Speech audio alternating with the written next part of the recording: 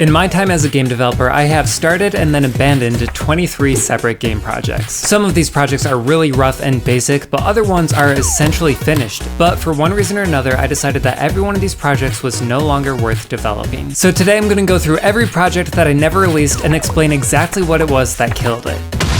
This game was supposed to be a zombie shooter game. I know this probably looks super basic, but with it being my first project, it probably took me a couple months just to get this far. The reason I quit this game is because during the time that I spent working on the game, I became a better game developer, and I could look back at the stuff that I made at the beginning and realize that I had done a lot of things wrong. So I was building this game on a really shaky foundation. I have seen a lot of solo devs waste years of their lives trying to salvage these doomed projects, and I did not want that to be me. So instead, I just packed up the lessons I learned and moved on to the next project, which was a 2D Rocket League for some reason. I don't remember why I wanted to make this. It is kind of cool because the controls are exactly what Rocket League uses, so like you can just pick it up and know how to play it. But I gave up on this one because who wants to play that? The next game that I wanted to work on was a Sherlock Holmes game, and this is still a good idea for a game. The basic idea is that you are a detective of average intelligence in a world full of very dumb people. So you show up to the crime scene and the detective says, "Hey, we think this guy died of a heart attack." And then you look at the knife sticking out of his chest and say, there might be something more going on here. And the point behind that is to give you the real Sherlock Holmes experience, because from his point of view,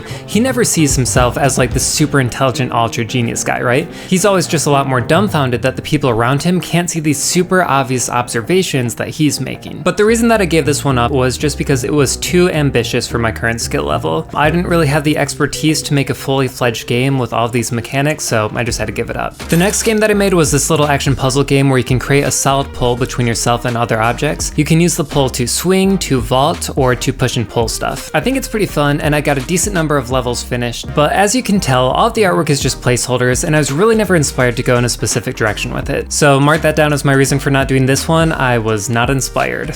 The next game is a quick little prototype I made for a game called The Wall Runner. The game starts as a 2D platformer, but you can push a button to start running on the wall, which effectively turns the game into a top-down shooter. It's kind of cool to combine these genres, but I think other games have done it before and probably better, and since I didn't really have anything new to add to it, after I got it working, I just gave it up. This is another dumb one. This was supposed to be a top-down shooter slash dating sim. It was like a post-apocalyptic romance thing. I just got the basics of the project going before I realized that this was gonna be a much bigger project than I was really ready to commit to. So I said, nah, I'm done, I'm not doing that. This game would have been really awesome if I had finished it. It's a game where you and 3 friends co-pilot this futuristic military ship. You can move around on the inside of the ship to control different terminals, like the steering or the guns or anything else, so it's kind of like Lovers in a Dangerous Space-Time. This is one of the first games where I took a serious shot at pixel art, and I'm really happy with the way the ship looks, but in the end, this ended up just being a little too advanced for where my skill level was at the time. I was trying to combine all these new game mechanics that I hadn't used before, and it just became a bit too much, so I had to put it away, but it would be cool to come back to it. One of my favorite games of all time is Rogue Legacy, and this game is my first attempt at making a Rogue Legacy style game. I put a ton of time into this game. There's original artwork, there's sound effects, there's music. It is much more polished than anything I've made previously. I ended up giving up on this one for 3 different reasons. The first one is that I made all of my assets in the wrong resolution. I don't know why I was working in 720 instead of 1080, but everything's too small. The second issue is that the game development software I was using was just a little too limited for what I was trying to accomplish. It didn't really have any good animation tools, which I kind of needed for this project. And the third reason is I think I accidentally made my game look too much like Rogue Legacy. Put these 2 levels side by side, it looks like they use the same assets, and that's not acceptable. This is a goblin-based multiplayer dungeon crawler. The reason I stopped working on it is because I did not want to make a goblin-based multiplayer dungeon crawler.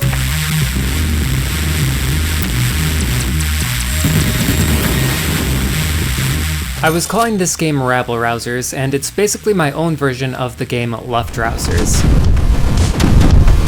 As you can see, this game has a lot more polish than a lot of my previous examples. I got really far along in development of this game. It even has original music that I made myself, which I think is really cool.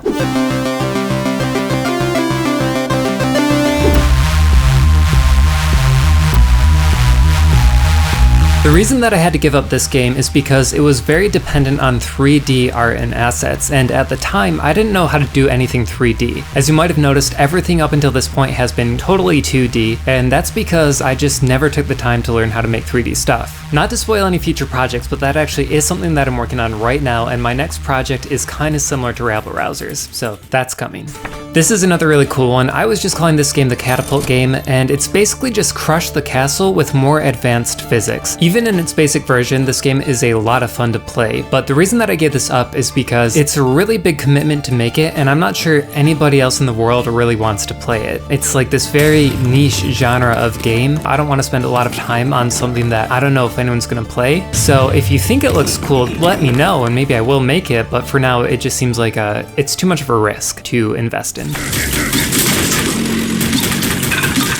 This game is dumb. The game is called The War on Christmas, and it's basically just like a literal take on that concept of the war on Christmas. At the time, I was kind of interested in this idea of like stirring up controversy on purpose, but looking back, it was just a dumb idea, nobody was gonna like it, and it's not even fun. Like, that's the more important thing. Even if you're making a gimmick game, it needs to stand on its own legs, you know? And this game doesn't, it's just ugly, it's bad, so nah, it's over. We're not coming back to this one. The working title for this game was just Golf Game, and as you probably guessed, it's a bowling game. To try to emulate 3D physics in a 2D space took a lot of specialized time and encoding, and in the end the result was still just incredibly bad. I think this game was the prime example that really told me like, hey, you need to cut this crap out and just learn 3D. This is a really cute game where he plays a little kitty cat with a fox friend. I never intended for this game to be like super big or complex. I'm actually just making it as a gift for my girlfriend. And even though it is in the abandoned category right now, I definitely need to come back and finish it because I know my girlfriend is waiting to play as the little cat. This game is my second attempt at making a Rogue Legacy-like game. What's good about this game is that I managed to distinguish its artistic style a little bit more than my previous attempt. I think that the art assets all look really good together. I added these parallax layers to give it some movement and depth, so there are some really good things about this game. But the reason that I gave this one up is the same reason that I had mentioned before. The software that I was using was just too limited on animations. I thought I could work around it, and I kind of figured out a new way to like create functions to do custom animations, but in the end it was just too much effort, and I knew that I needed to move to a better software. Okay, do you guys remember when Winnie the Pooh became public domain and they released like a Winnie the Pooh horror movie and a horror game? Everybody was getting in on the Winnie the Pooh train. Well, I did the same thing. I just thought now that he's available to the public, I would make a game using him, and I did. I made this game where you fly around as Winnie the Pooh and you shoot aliens for some reason. I don't know what I was thinking. I probably only spent like a day on this game, but still, that was a day wasted because I'm never doing anything with this game. This next game is called Fatigue, and it's my second attempt at making a zombie game. I had to abandon this game for the same reason as my first zombie game. This was the first project that I worked on in my new software, and I made a lot of mistakes. It was buggy, it was inefficient, and I was really learning as I went. But luckily I figured this out before I made a lot of art assets for it, so it wasn't a huge waste of time. This game is called Pick Up the Can, and it's this little puzzle game where you just try to kick a can into a wastebasket. What's interesting about this game is that it's the only one on this list that's 100% finished. It has a title menu, a bunch of levels, an end screen. It's literally finished. But in reality, the game is just not interesting enough to release. Like, the world is not better with this game in it. There are so many good games out there. I would rather someone play anything else than this game. Well, not anything else, but like most things else. Okay, this is a simple little tennis game. You play as a slice of toast with a gun playing tennis against the devil. This is another game that's in a pretty finished state, but the problem is that it's only fun for about 20 seconds. If I wanted to make this game more fun, I would definitely have to add like more mechanics or some sort of like depth, but I went into this game without any sort of plan, and that shows. This is what happens when you just start making without an idea of the direction you're going in. Kind of like this sentence. I don't know where this sentence is. The next 4 games on this list are all games that I made specifically for this YouTube channel. My 2D Minecraft game, my Line Rider with Guns game, the Witchcraft, and Archery Bishop. But I'm including them on this list because they are still part of my game development history. The reason that I'm putting this list together is because I think a lot of people looked at my first successful release and they thought, wow, I can't believe it went so well for his first game. And I just want people to understand that this was not the first game that I ever made, even though it was the first game that I published. So this has been a journey, but it's been a lot of fun, and I will see you guys around next time. Bye.